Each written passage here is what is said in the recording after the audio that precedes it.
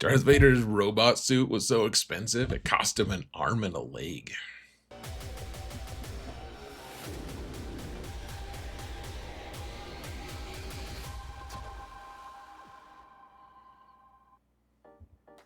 Not sure what he spent his other leg on, though, folks. So, hello, everyone, and welcome to another episode of Zareth Prevails. We're doing another plan episode, which those of you who have been watching the channel for a long time know that I used to do a weekly show called The Plan, and whereas I don't know if I'm going to pick up this again, that I really liked this series, but I kind of lost momentum. I wanted to do this time because there's two different topics I want to talk about, and typically the plan was my opportunity to talk about a bunch of small things in a row without having to make a separate video for each of them. So let's jump into it, folks. The game's changing. It's crazy.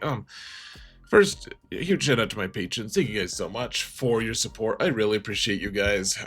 You really don't know how much this has impacted me and helped me. Thank you guys so much for all of your support.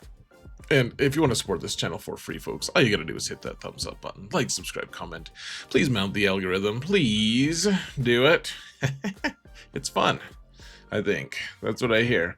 So, let's talk about new datacrons, folks. The datacron thing is probably the biggest part of it, but it's kind of a not a microcosm. It's like a smaller thing in the face of a much bigger theme that seems to be emerging, which we'll keep our eyes out for it for sure. But the new datacrons are out, and we'll talk about which ones we should get later. And I actually I have to correct myself a little bit on this slide. It says they look the blandest ever. There's actually a few of them, quite a few of them, that look pretty interesting. The level 6s are all kind of boring for the most part, and that's fine. That's actually kind of nice in a way. Level 6s tend to drive a lot of what happens with datacrons, and I guess I'm mostly fine with it not being the case this time. Well, we'll see. I'll do more analysis on that later. That's probably going to be my Monday video, but one way or another, the new ones are out, and it looks like they're here, like they're going to be a little less interesting, because we have the new focused datacrons that are going to be out, and we're not going to look at all the rules here. This is all just the mechanics, some of the mechanics for just the Jango Fett one, which looks absolutely insane, by the way. And I'm curious to see what we're going to end up doing with it. Like, are we going to use this, the Jango Fett one with like his own team? Are we just going to use it in the context of him hanging out with Balin? I just don't know. We'll figure that out. Like I said, we'll focus on the rules on it. The idea, though, is this is a lot of mechanics that are going to be here, and the data cache that it takes to upgrade these things is going to be pretty immense. It's going to be something around 30,000 a data cache, which is a ton. That's a lot for one of them. But then they'll scrap for quite a bit as well, or dust for quite a bit as well. So we'll be able to get a lot of that back. Let's not talk about data cache exactly here. I just wanted to let you guys know that's something you can kind of expect. But I think the bigger thing is these guys, they're going to be really good. They're really going to be good. And they're also kind of not available for a lot of people who aren't buying the pass every month, because you buy the pass for 20 bucks, and then you get an excess of the currency, of the episode currency, I think is what it's called, and then you have enough. Like I currently, on my main account, I bought all of the Omicrons available, and I bought a bunch of the other stuff that they've had available, and I still have enough to purchase these new focused datacrons. Like I have what, 90,000 extra right now sitting in the bank, or whatever you want to call it. So I have enough. Obviously, it's good enough. But if you don't, you can't really get it anywhere else. They're really expensive. 10,000 episode currency for a thing that's going to disappear eventually is usually something people don't want to be part of. And so really what's going to end up happening is if you really want focus datacrons, sure, you can get them for free. You just have to stop buying the weekly omicrons, which is like the main place we get omicrons. Like if you think about it in terms of where omicrons were initially given to us the most, it was by doing the galactic challenges, right? Every week we'd get how many? We'd get a certain number of omicrons, like 4, I guess, a week, 5 a week. I don't remember, guys, but we would get enough.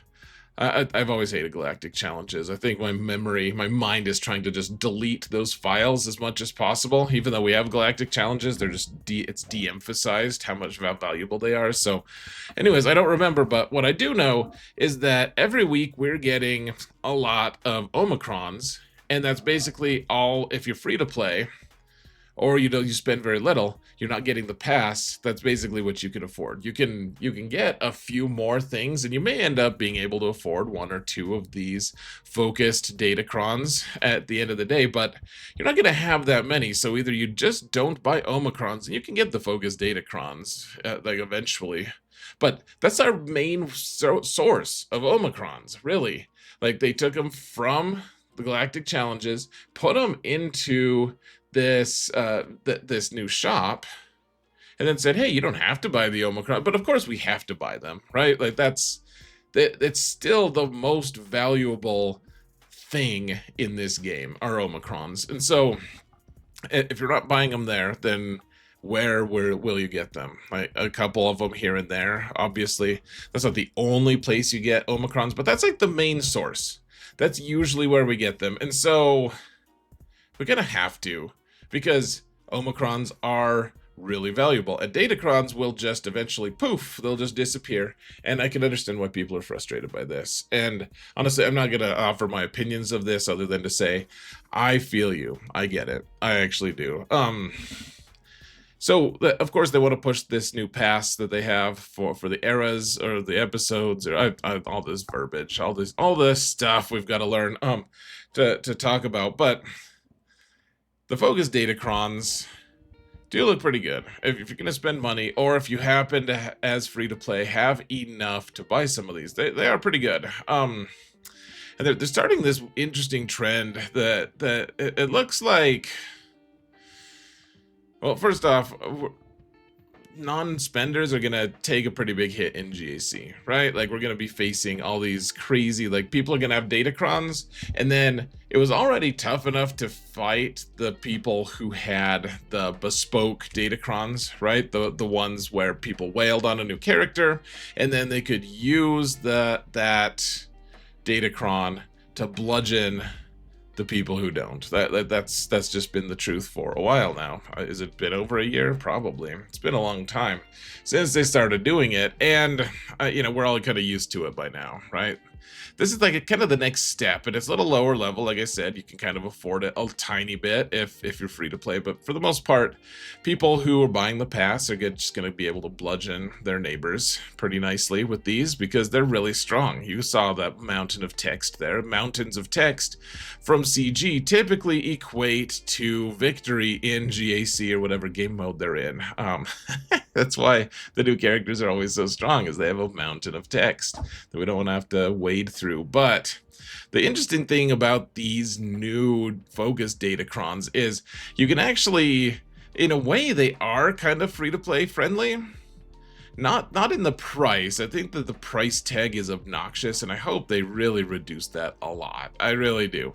But one way or another, this is kind of a nice thing, because then you can use these datacrons with Gear 5 characters.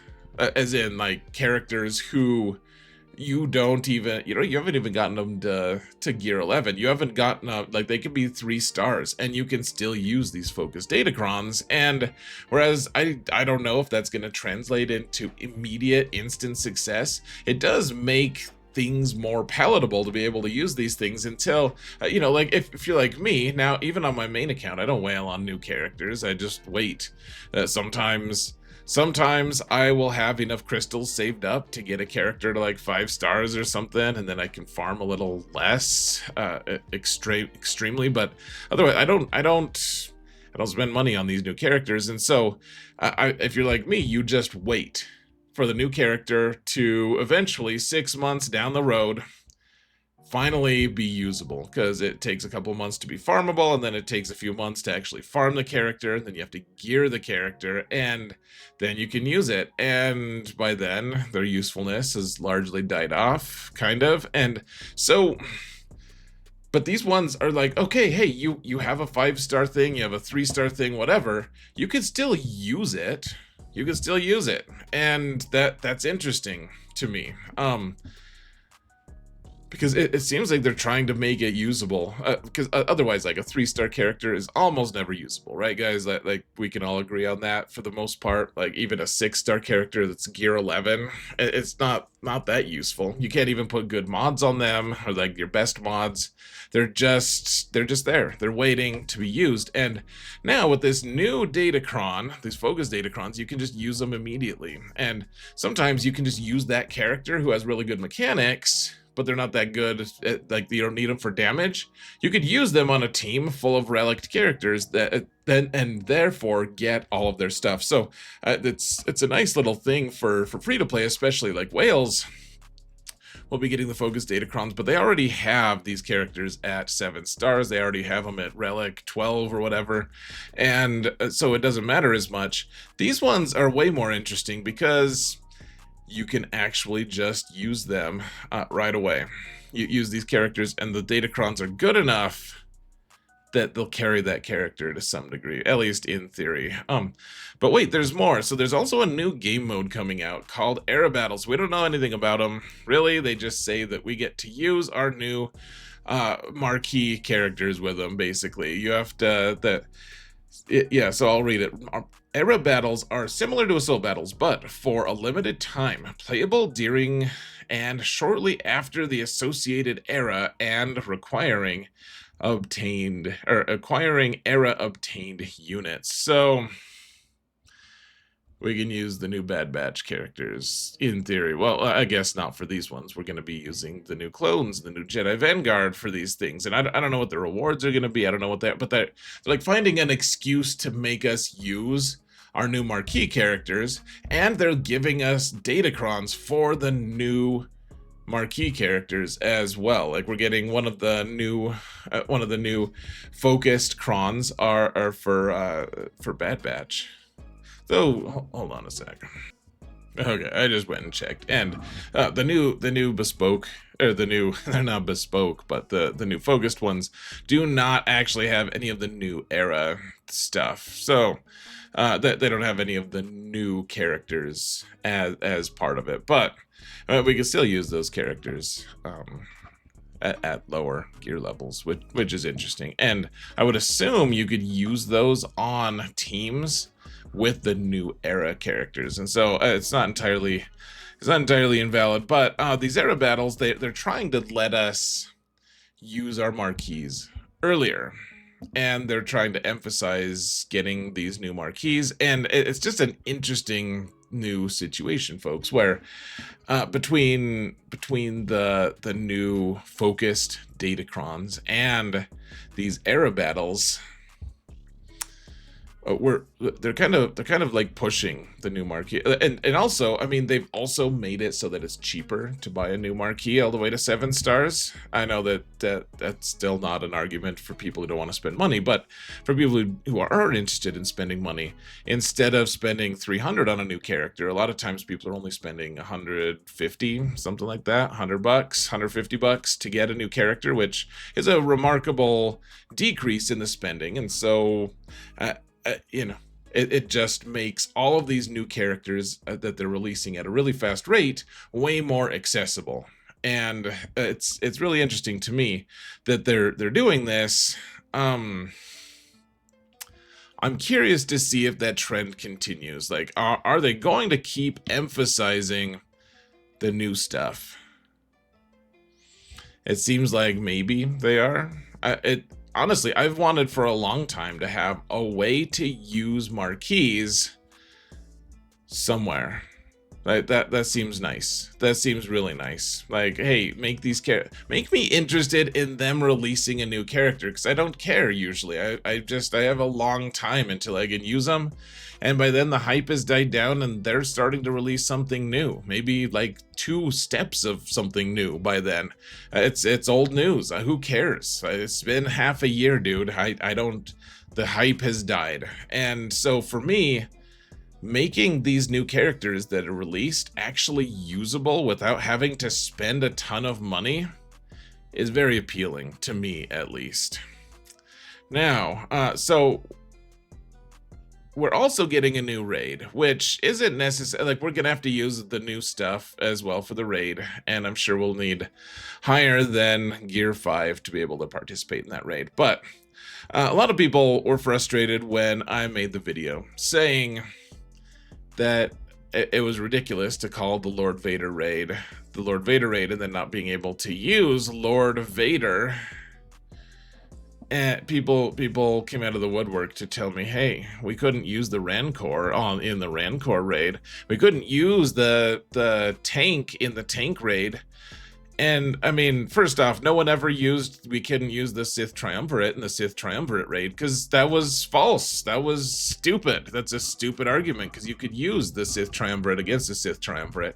But because a lot of people think it's the Lord Vader raid, you're gonna fight Lord Vader, right? So people are saying you have to fight Lord Vader, and it would be dumb to use Lord Vader against Lord Vader, which also I think that's pretty dumb too. Like, in what world are we going? Like, how does it take you out of the battle, or out of the game, out of the moment, to fight Lord Vader versus Lord Vader when you're already having your Newt Gunray on the ground with a bunch of battle droids fighting other battle droids, like in defense of the Gungans? Like, we already have a bunch of nonsense, right? Like, who cares? Like, you have the the Imperials hunting their own in Endor, right? Like, it's fine. That's how it is.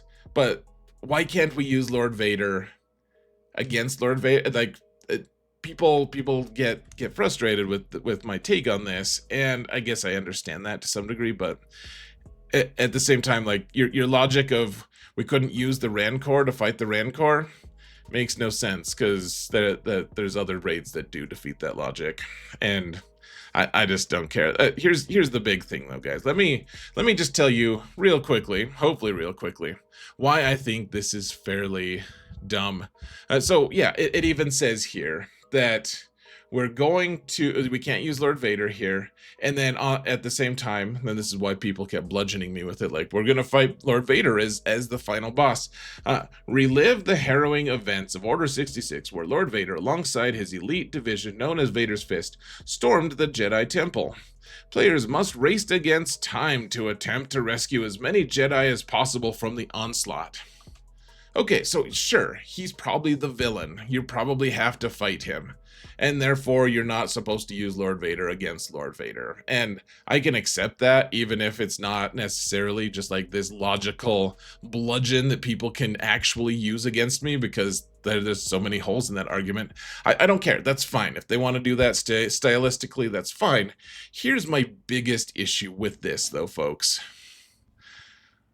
I don't want to save the Jedi. That wasn't a thing, right? Like, we watched episode 3, and the whole tension of that movie, the whole thing that made that movie like worthwhile and good in from a certain point of view, is Anakin turning to the dark side, right? Like, that's the climactic event of the movie, of the entire series, really. Like, because he's doing heroic light side stuff at the start of the movie. I mean, there's hints at dark side, but eventually he turns to the dark side and goes, and it's a dark time. He kills all the Jedi in the temple, including the younglings. And this is part of why I don't let my kids watch that movie yet. They still haven't watched it. Like, eventually we will, but like, it's a horrific time, but it's also a climactic, important, arguably the most important part of any of the movies. And so to me, the fact that we're going to have to go in there and like save the Jedi somehow, like in a stupid mission anyways, because they eventually all get gotten anyway, like that they're not, nothing's really gonna save them. I just, what's the point, guys? I don't care. I don't want to save the Jedi. If we're gonna play this event, like maybe don't have us kill younglings, but like, why can't we play as Lord Vader? Why can't we be the bad guy? We're already sending, we already have a squad that's gonna be important to it, that's dark side, that's apparently fighting Lord Vader anyways. Like, having Lord Vader's own clones and Tarkin fight him, do you think that that's really any better than Lord Vader having to fight a clone of himself? Like, who cares? We're still gonna have to do that. And so, to me, why are we even bothering with this raid? This is an important event that we're somehow going to participate in and like race against time to save the Jedi. That's a losing mission anyways. Who cares? That's not what happened in the movie. That's not the climactic event. If we're gonna do it, I'd rather do it from the side of the Sith. It's not that I want the Jedi to lose. They're nice people, I'm sure. It's just, if we're gonna play this event, this doesn't seem like the angle that would be interesting to me. And therefore, why can't we use Lord Vader in the raid? I would like to use Lord Vader in the raid, please. Please let me use Lord Vader. Remember that time that Tarkin stormed the Jedi Temple with a bunch of clones that are assigned to Lord Vader? And in storming said temple, they attempted to save a bunch of Jedi, and they fought Lord Vader and probably killed him. That was cool, guys. It's very reminiscent of that really awesome quote by Rose at the end of episode 8. Where she's like, we're not gonna win the war by killing the people we hate. We're gonna win by saving the ones we love. Maybe I quoted that a little wrong, but like saving the ones we love. What? So that Darth Vader can just hunt them down a few days later and just slaughter them again? I just, it's whatever, man. You want to be the good guys and save the Jedi? I guess that's fine. We'll all endure this raid for another year, and then we'll move on to the next thing. So, anyways, folks, that's it. The game's changing. It seems like the shift is toward something more Marquee centric.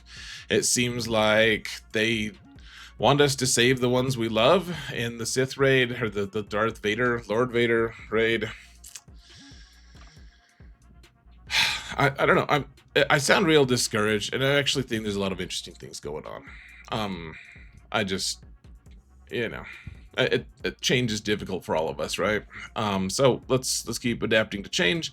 I'll have an update on which datacrons we should be focusing on pretty soon, probably on Monday. And until then, folks, I'm gonna call it good. So thank you all so much for watching, and remember that in all things, Zareth prevails. Take care, folks.